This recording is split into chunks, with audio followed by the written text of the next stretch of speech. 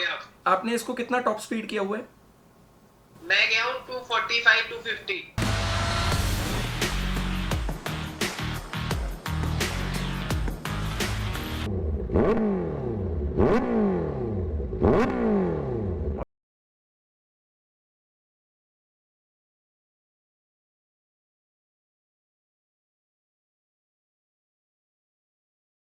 तो भाई कैसी है अपनी टर्बो फैमिली? तो मैं अभी उठा हूँ और उठ के ना मतलब अभी भी नींदों में हूँ मैं। ऑनेस्टली बताऊँ तो दोपहर के 2 बज रहे हैं।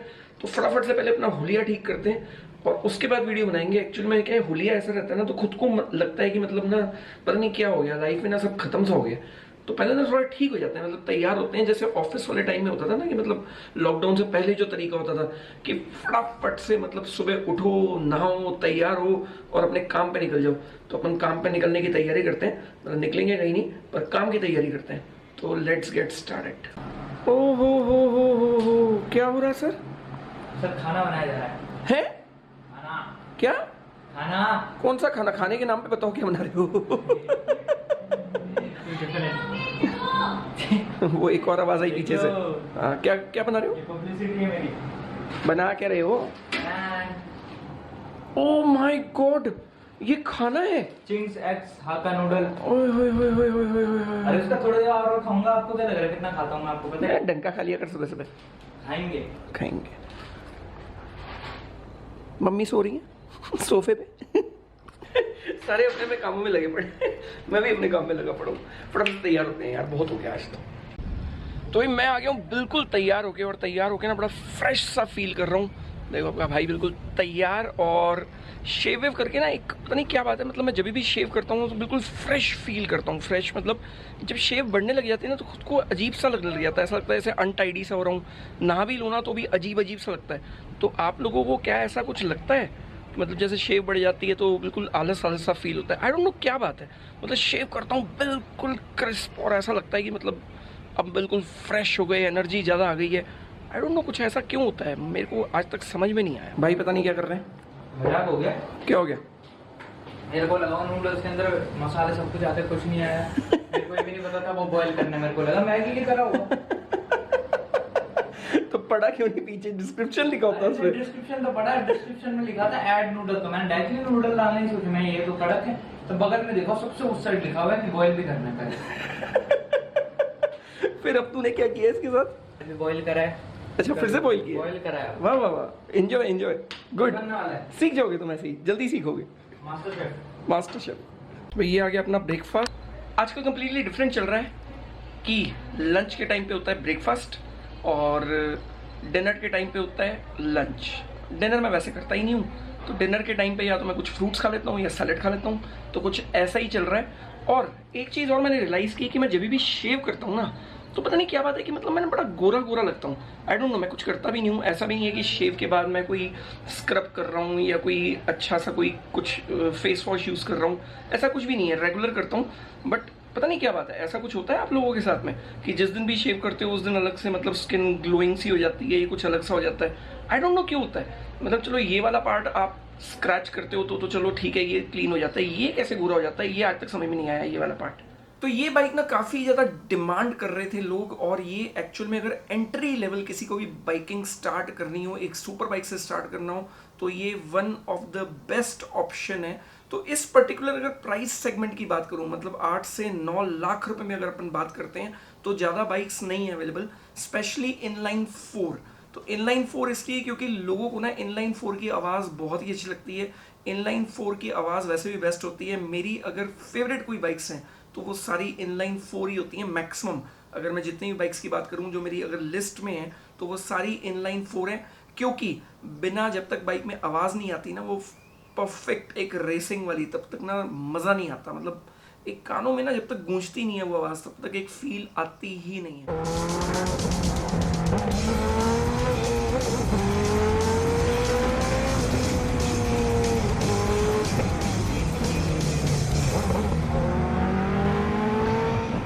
तो आप लोगों को कौन सी वॉइस या कौन से इंजन की वॉइस ज़्यादा अच्छी लगती है मुझे ज़रूर बताना नीचे कमेंट्स करके। तो अब बात करते हैं CBR 650R। अब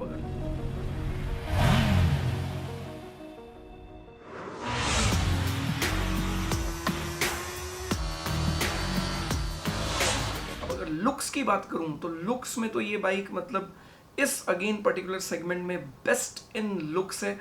हाँ, पावर अगर हम बात करें तो इतनी नहीं है, तो ये है 650 सीसी 89 bhp, तो bhp भी काफ़ी कम है, सीसी भी ओके है, 650 सीसी है। बट बाइक की अगर टॉप स्पीड की बात करें तो एज ये स्पोर्ट्स बाइक है, कंप्लीटली कवर्ड है, फुल फेयरिंग बाइक है, तो इसकी टॉप स्पीड इजीली 240-250 के आसपास चली जाती है, क्योंकि विंड ड्रैग इतना नहीं आता, एरोडायनेमिक बेटर है। अगर इसी सेगमेंट की दो और बाइकों की बात करूं तो दोनों बाइक्स ही नेकेड में आती हैं, जिसमें से एक बाइक है जो बहुत ही फेमस है, वो है Z900, जो एक्चुअल में पावरफुल बहुत ज़्यादा है। मतलब अगर सीसी bhp की बात करें तो डेफिनेटली इससे ज़्यादा पावरफुल है, बट एट हाई स्पीड, जैसे ही उसको हाई स्पीड पे लेके जाते हैं तो इतना मज़ा नहीं आता। और Z900 का एक छोटा सा ड्रॉबैक भी है कि जैसे ही उसको आप टर्न्स पे लेके जाते हो तो आपको उसको काफ़ी धीरे करना पड़ता है, क्योंकि वो बहुत हैवी फील होती है और टर्न लेने में ना कभी भी आपको कॉन्फिडेंस नहीं देती। अब अगर कॉन्फिडेंस की बात कर रहे हैं तो एक और बाइक है जिसमें एक्चुअल में आपको कॉन्फिडेंस बहुत ज़्यादा आएगा चलाने में, तो वो है सुजुकी की GSX-S 750, जिसका एक्चुअली रेव लिमिटर भी बहुत ज़्यादा है। मतलब अगर आप उसको फर्स्ट गियर में, सेकंड गियर में स्ट्रेच करते हो तो उसकी रेव लिमिट बहुत अच्छी है। बाइक बहुत ही अल्टीमेट है चलाने में, अगर आप जिग जैग करके चलाओ, आप कॉर्नर्स पे लेके जाओ तो आपको कभी भी डराएगी नहीं। ट्रैक्शन लेवल्स भी हैं उस बाइक के अंदर। But again back to topic, जो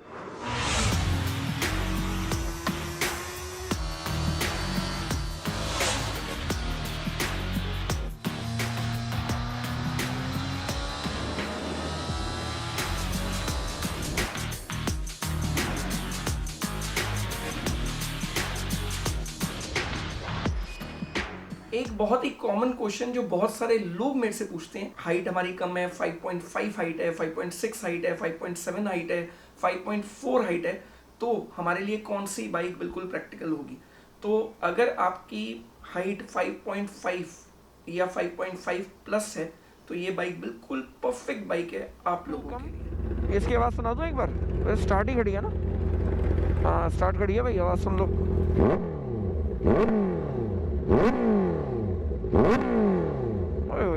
गदर आवाज़ है इसकी भी, वैसे पर्सनली मुझे बड़ी पसंद है ये। तो इस बाइक में दो कलर आते हैं, एक आता है ब्लैक जो मैट ब्लैक कलर है, और एक आता है रेड। तो पर्टिकुलरली अगर मेरी बात करूं तो दोनों ही कलर बहुत ही सुंदर है, पर रेड कलर का जो ग्रेस है इस बाइक का वो बहुत ही ज़बरदस्त है, क्योंकि एक तो वो रेड कलर बिल्कुल प्रॉपर फरारी वाला कलर है, और दूसरा वो बिल्कुल शाइनी रेड कलर है, तो बहुत ही अल्टीमेट लगती है उस कलर में। तो अब अगर इस बाइक की बात करें रिफाइनमेंट की, तो होंडा की सारी बाइक्स ही बहुत ही रिफाइंड होती हैं, बहुत स्मूथ होती हैं, इंजन्स बहुत ही अच्छे होते हैं, कंप्लीट एक पैकेज डील देता है होंडा हमेशा। मतलब होंडा के अंदर ये नहीं है कि आपको बहुत ज़्यादा एग्रेशन मिलेगा, तो ये बाइक बिल्कुल एग्रेसिव नहीं है, बहुत स्मूथ है। एंड अगर ब्रेकिंग की बात करें तो ब्रेकिंग बहुत ही अल्टीमेट है, ABS इसके अंदर बाइक में आता है, ड्यूल चैनल ABS है, एंड स्लिपर क्लच है बाइक के अंदर।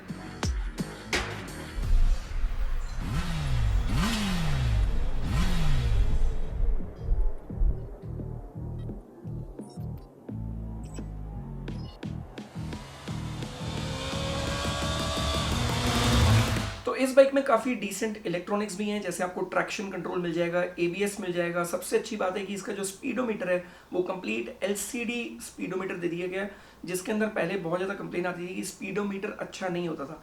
जैसे अगर स्पीडोमीटर की बात करें 650F जो इसका ओल्डर वर्जन आता है, उसका मीटर बहुत ही नॉर्मल सा दिखता है, बिल्कुल भी अच्छा नहीं लगता। तो एक मीटर को इसके अंदर मेजर इंप्रूवमेंट किया गया था, प्लस जो लुक्स है उसके ऊपर बहुत ही ज़्यादा वर्किंग की गई थी, क्योंकि पुरानी जितनी भी CBR आती थी, स्पेशली ये वाली सीरीज 650 वाली सीरीज, उनके लुक्स बिल्कुल नॉर्मल होते थे, बड़े बेसिक से होते थे।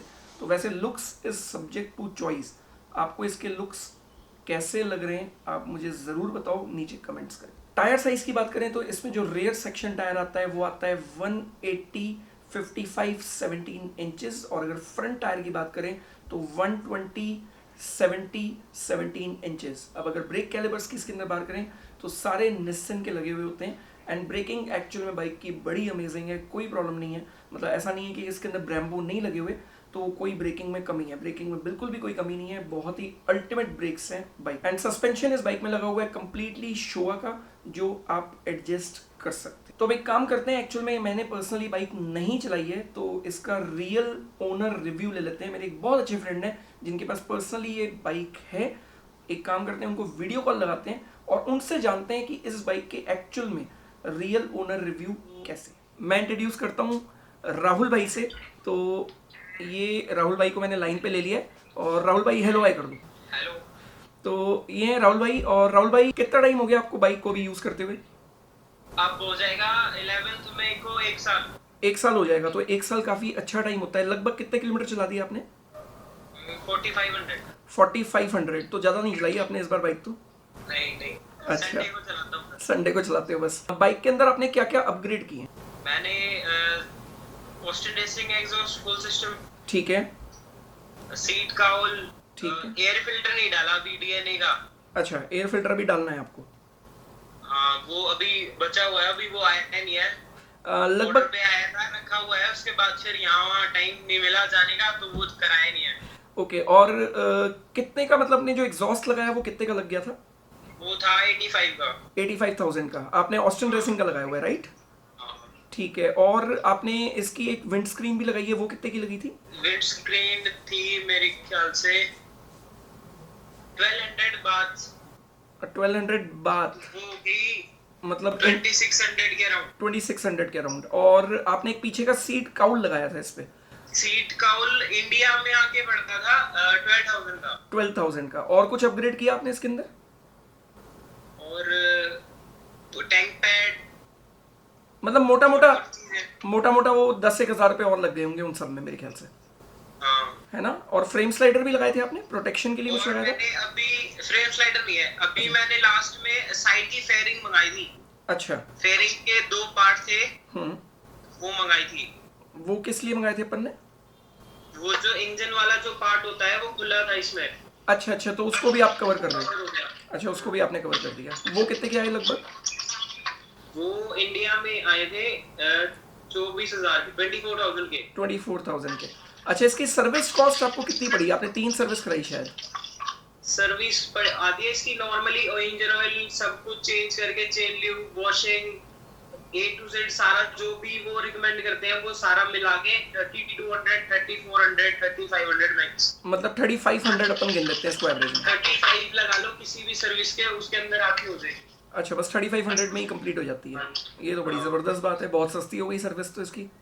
होंडा की सर्विस ही सबसे वो है, सर्विस और माइलेज। सर्विस और माइलेज। माइलेज कितनी दे रही है आपकी बाइक?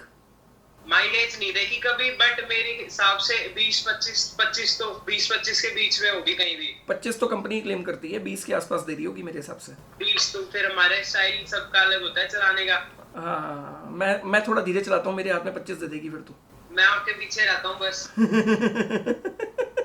मेरे पीछे रहते हो तो फिर समझ गए, सारी जनता समझ गई ये धीरे चलाते हैं, तेज चलाते हैं। देखा भी होगा लोगों ने वीडियो में आपके रियर व्यू मिरर में। बहुत सारे वीडियोस में वैसे मैंने बाइक दिखाई भी है और एग्जॉस्ट नोट भी सुना है, बट फिर भी भाई से भी एग्जॉस्ट नोट एक बार मंगवा लेंगे क्योंकि इनके पास काफ़ी सारे वीडियोस पड़े होंगे एग्जॉस्ट नोट के। और बाइक के अंदर अब अगर अपन कंपेयर करें इसको इस प्राइस में, मतलब करीब 8.5 लाख रुपए की पड़ती है ये। 870। चलो हम एसेसरी वगैरह मिला के इसको मान लेते हैं 10 लाख रुपए की पड़ती है ये। हाँ, ये 10 की ही पड़ी है, मेरे को 10 साढ़े 10 के बीच में। हाँ, तो 10 लाख रुपए गिन लेते हैं। 10 लाख रुपए में अगर कोई और बाइक आपको ऑप्शन मिलता तो आप कौन सी लेते? मतलब कोई और ऑप्शन आपने सोचा था इसको लेते टाइम? मैं लेता ही नहीं कोई दूसरी। अच्छा, क्यों भाई? 10 लाख में, क्योंकि दूसरी आती है Z900। हाँ, Z900 आती है। ग्रीन कलर वो हमारी उसके ही आउट है वो। अच्छा, मनी उसके अंदर मैरून कलर भी आता है, एक मैरून और ग्रे। मैरून वाला लिमिटेड एडिशन है वो। लिमिटेड एडिशन है। हाँ, वो तो आता नहीं है वैसे, वो एक लिमिटेड पीस आए थे, वो बिके सारे साथ साथ। पर पावर का भी तो काफी फर्क है। बट फिर वो एक स्पोर्ट्स बाइक होगी जो आपकी एरोडायनेमिक होती है, और एक वो नेक्ड बाइक definitely। यहाँ पे हवा लगते है, उसका कोई यूज नहीं है उस पावर का। अच्छा, आपने कितनी देर भगाओगे आप? आपने इसको कितना टॉप स्पीड किया हुआ है? मैं गया हूँ 245 250। 245 250 चली जाती है आराम से। 250 मैंने लास्ट टच किया है, एक ही बार किया, उसके बाद दोबारा नहीं गई। अच्छा, और हिम्मत भी नहीं हुई फिर। कंफर्टेबली कितनी स्पीड तक चली जाती है बिल्कुल विदाउट एफर्ट? मतलब एक क्या लास्ट में एफर्ट लगता है बाइक का थोड़ा सा। 235 तक बिल्कुल एफर्टलेस जाती है, कोई दिक्कत नहीं आती मतलब। मतलब कि 200 तो इतने आपको ध्यान होगा कि स्पीड देखता हूँ फोर्थ फिफ्थ गियर में इतने तो 200 तो ऑलरेडी पहुंच चुकी होती है। अच्छा मतलब 200। उसके बाद थोड़ी सी पुश करोगे तो तू 35 230 32 35। उसके अच्छा। बाद जब रोड आपका पूरा खाली है, थोड़ा सा पुश करोगे तो फिर थोड़ा सा अपना टाइम लेके और फिर वो करने लग जाती है। चलो तो अब इस बाइक को अगर आपको 10 आउट ऑफ रेट करना हो तो आप कितने पॉइंट्स दोगे इसको, अगर आपके पास 10 पॉइंट है तो? किस चीज में? सब कुछ मिला के, सब कुछ मिला के ओवरऑल 9 दोगे? ठीक है। अगर अगर आप कोई बाकी अगर इसके सेगमेंट की बाकी बाइकों से देखोगे तो पावर इसमें कम है, बस और कोई दिक्कत नहीं है। तो अभी आप कब बेच रहे हो बाइक? अभी जिस दिन कोई आगे पीछे जैसे हो जाती है। तो मतलब 5 लाख रुपए भिजवा दूं हाथों हाथ ट्रांसफर अभी? भिजवा दो, आपको कोई दिक्कत नहीं है, घर की बात है। घर की बात है। चलो राहुल भाई, thank you for the information. और मतलब लोगों को अच्छा लगता है कि रियल ओनर रिव्यू मिल जाता है ना, तो उनको लगता है कि पता लग जाता है कि बाइक कैसी है क्या है, क्योंकि मैंने कभी ओ भी नहीं की और सही बात तो ये है कि मैंने चलाई भी नहीं आज तक। चलो भाई, thank you for the information. और मतलब व्यूअर्स को देख के अच्छा लगा होगा तो भाई भाई को फॉलो कर लेना इंस्टाग्राम पे, इंस्टाग्राम आईडी नीचे आ चुकी है। भाई अब एक काम करो, एक नियरेस्ट जो कॉम्पिटिटर्स इसकी दोनों बाइक हैं Z900 और GSX S750, दोनों के मैंने वीडियो बनाए हुए हैं, उनके छोटे छोटे पार्ट्स देख लो कि उसके CC BHP कितने हैं, प्लस उनकी अगर आप उनको डाउन पेमेंट देके इंस्टॉलमेंट पे लेते हो उनका प्राइस क्या है, तो इन सब की एक डिटेल। 948 सीसी की बाइक 210 किलो की अगर है और 125 BHP है तो पेपी एंड पावर तो इसके अंदर बहुत ही अमेजिंग होगी। अगर बाइक की प्राइस की बात करें तो 8,66,000 रुपीज़ की ये बाइक है। और अगर आप इसको इंस्टॉलमेंट में लेना चाहते हो 1,75,000 रुपीज़ इसकी डाउन पेमेंट है एंड 14,800 की इंस्टॉलमेंट आती है 5 ईयर्स। एंड भाई ये एक नेकेड बाइक है 750 सीसी इन लाइन 4, तो प्रैक्टिकली ये 749 सीसी है एंड 113 BHP है। इस बाइक की कॉस्ट की बात करूं तो 8,44,000 की ऑन रोड पड़ती है दिल्ली में, तो 8,44,000 रुपये। एंड अगर आप इसको इंस्टॉलमेंट में लेना चाहते हो तो करीब 2.5 लाख रुपये डाउन पेमेंट है और इंस्टॉलमेंट आती है 12,900 रुपये की 5 साल के लिए। तो अब आप लोगों का फेवरेट पार्ट कि अगर ये बाइक खरीदनी हो तो आपको कितने पैसे चाहिए, कितनी डाउन पेमेंट चाहिए और कितनी इंस्टॉलमेंट देनी पड़ेगी अगर आप इसको फाइनेंस कराते हो तो इस बाइक की जो प्राइस है वो है 8,70,000 रुपीज़ ऑन रोड, दिल्ली का प्राइस बता रहा हूँ ये मैं। और अगर डाउन पेमेंट आप देंगे तो करीब करीब इसकी आएगी 2,61,000 रुपीज़। और अगर आप EMI कराते हैं मतलब इंस्टॉलमेंट कराते हैं तो 5 साल की इंस्टॉलमेंट आएगी इसकी 13,724 रुपीज़ ओनली। तो ये 30% डाउन पेमेंट है, 70% इसमें आपको फाइनेंस हो जाएगा, जो बहुत ही इजीली किसी के लिए भी हो सकता है। मतलब अगर आपके बेसिक डॉक्यूमेंट्स हैं, आप बेसिक इनकम टैक्स रिटर्न भर रहे हैं तो भी आपको इजीली फाइनेंस हो जाएगा। अब सबसे ज़्यादा फेवरेट पार्ट कि इसकी सर्विस कॉस्ट, मेंटेनेंस कॉस्ट क्या आएगी अगर आप इस बाइक को चलाते हो तो।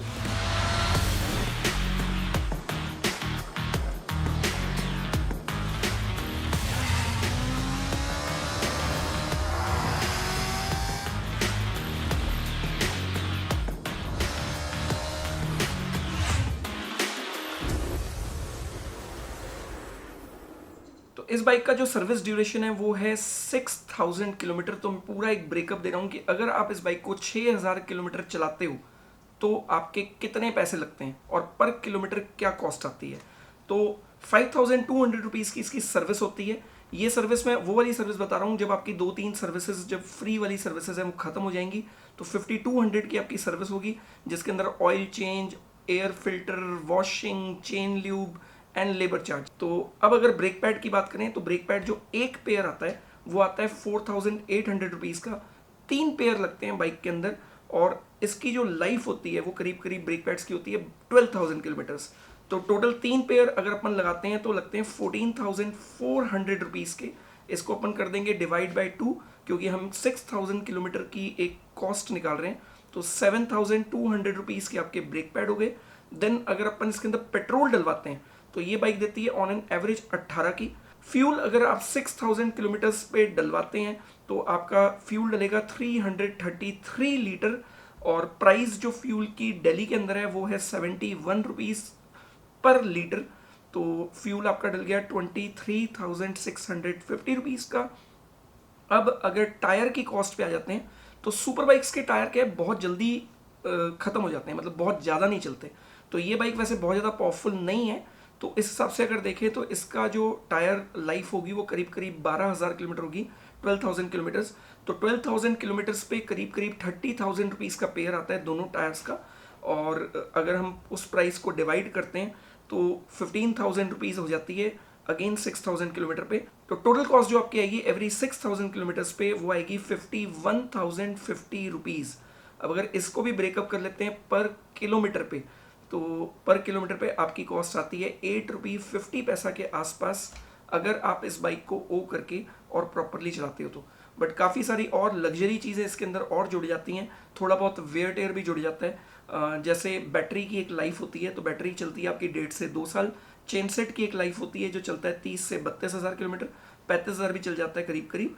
और उसके अलावा वेयर टेयर में आपका बेसिकली वेयर टेयर नहीं कहेंगे, एक एडिशनल हो गया कि आप इसकी डिटेलिंग एंड क्लीनिंग भी कराते हैं हमेशा बाइक की, क्योंकि एक सुपर बाइक कोई भी लेता है तो उसको डिटेलिंग या क्लीनिंग वो बहुत ज़्यादा करा के रखते हैं लोग, तो उनकी कॉस्ट अलग हो जाती है। तो अराउंड वैसे मैं बेसिक कॉस्ट की बात कर रहा हूँ, 8 रुपये 50 पैसा पर किलोमीटर अगर आप ये बाइक लेते हैं तो ये आपकी एक रनिंग कॉस्ट और मेंटेनेंस कॉस्ट मिला के होगी।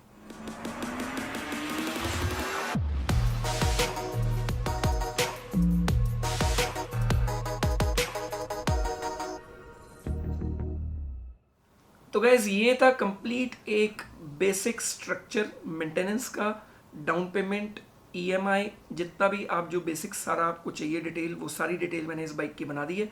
राइड जैसे ही एक लॉकडाउन खुल जाएगा तो जिस दिन भी हम राइड पे जाएंगे और राहुल भाई आए हुए होंगे तो मैं एक राइड रिव्यू ज़रूर डाल दूंगा इस बाइक का। बट पर्सनली ये बाइक काफ़ी अच्छी है और होंडा की मैंने आज तक जितनी भी बाइक्स चलाई हैं उनके अंदर कभी डिसपॉइंट नहीं हुआ चला के। बाइक्स बहुत अच्छी होती हैं, कोई एग्रेशन नहीं होता, बहुत एग्रेसिव नहीं होती, एक बिल्कुल फुल पैकेज डील होती है होंडा की जितनी भी बाइक्स की होती हैं। और सबसे अच्छी बात है कि ये एक स्पोर्ट्स टूरर बाइक है, फुली फेयर्ड है। स्पोर्ट्स टूरिंग मतलब अगर आप इसको कहीं पे भी लेके जाते हैं, टूर वूर भी करते हैं तो बिल्कुल परफेक्ट चलेगी, आपको कभी भी थकाएगी नहीं, क्योंकि इसका जो सिटिंग पोस्चर है वो बहुत ही कंफर्टेबल है। मतलब आप बहुत ज़्यादा झुक के भी नहीं बैठे हुए होते और बहुत ज़्यादा स्ट्रेट भी नहीं बैठे हुए होते। तो आपको बाइक कैसी लगी मुझे नीचे कमेंट्स करके ज़रूर बताना, और अगर वीडियो पसंद आ गया हो तो लाइक, चैनल सब्सक्राइब नहीं किया तो कर लो। मिलते हैं एक नए व्लॉग के साथ कल सुबह 7:30 बजे और एक नए लाइव सेशन के साथ आज रात 9 बजे। Bye bye, take care and love you turbo family.